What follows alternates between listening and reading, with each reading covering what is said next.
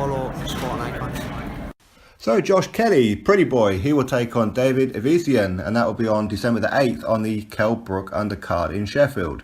But tonight was all about getting back in the ring. Last time out, when he headlined to win the Commonwealth title here in Newcastle a few months ago, and only last weekend, was the last weekend or the weekend before, Josh Kelly and his missus gave birth to a baby boy. So congratulations to Josh Kelly and his girl.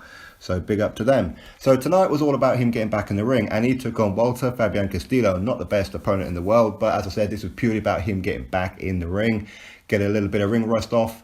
Ideally, this would have went a couple of rounds to properly get it off, but by the looks of it, he didn't need to. He got in there against Castillo and annihilated him. Josh Kelly, for me, and I've said it 100 times, and I'll probably say 100 times more until I'm proved wrong, is that Josh Kelly is one of the guys from Britain that will be a future world star. He will be a name in most houses for boxing fans, boxing purists, and likewise with casual boxing fans as well. Josh Kelly is the real deal and will prove that. That's just my opinion. Now, against Castillo tonight, he went out there and he just done an absolute demolition job on him, and he just went to town on him and took out some kind of aggression. He's got this motivation about him. Now, Josh Kelly has been guilty in the past of getting a little bit lazy in the ring. He's finding the fights too easy. Okay, I mean, he'd only had 8 fights before this, but he's finding it way too easy. So he needs a huge step up. So David Evesian is certainly a huge step up. Obviously, a former world champion in under 10 fights as well for Josh Kelly. So this is a huge step up. But he knocked down Castillo in the very first round, with about a minute and a half into the very first round, after dominating him, hitting him with some crisp left jabs, left uppercuts, left hooks, right uppercuts, overhand rights.